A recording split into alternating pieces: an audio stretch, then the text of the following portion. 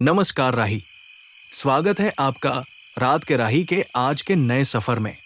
रात घनी हो चुकी है। चारों तरफ एक खामोश चादर लिपटी है।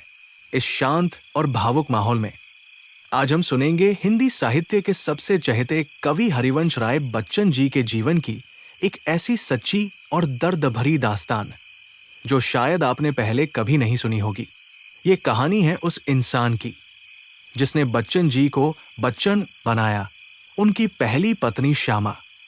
हेडफोन लगा लीजिए, आंखें बंद कीजिए और महसूस कीजिए इस रूहानी और जज्बाती सफर को।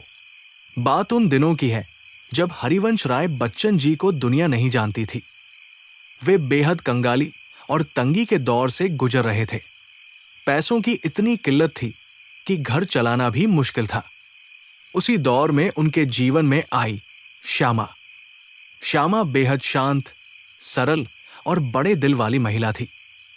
वे जानती थी कि उनके पति एक साधारण इंसान नहीं, बल्कि एक महान कवि है।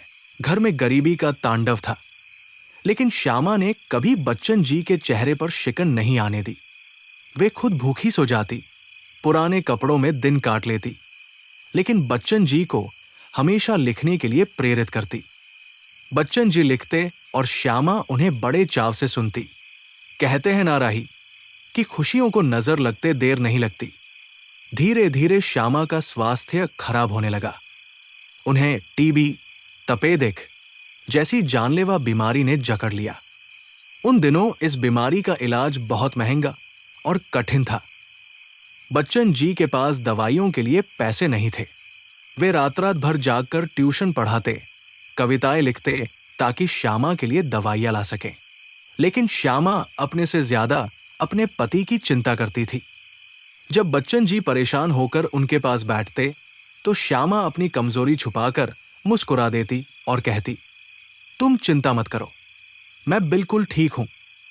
तुम बस अपनी कविताएं लिखो। वक्त बीतता गया और श्यामा का शरीर बिल्कुल जर्जर हो गया। एक रात जब बाहर ऐसा ही सन्नाटा था जैसा आज हमारे चारों तरफ है, बच्चन जी श्यामा के सिरहाने बैठे थे।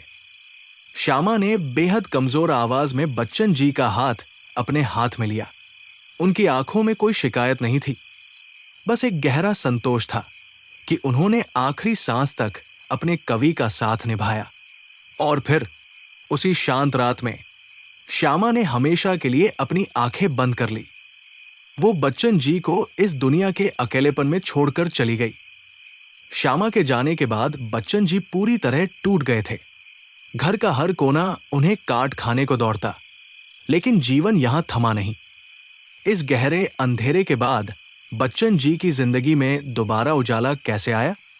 बिखर जाने के बाद उन्होंने अपने जीवन का घोंसला दोबारा कैसे बसाया? इस भावुक सफर की आगे की कहानी हम बच्चन जी की अमर कृति नीर का निर्माण फिर सुनेंगे।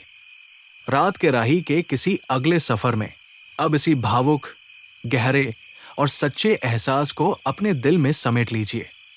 अपनी आंखें बंद कीजिए और एक शांत, सुकून भरी नींद के आगोश में समा जाइए। कल रात फिर मिलेंगे। शुभ रात्रि, शब्बा खैर।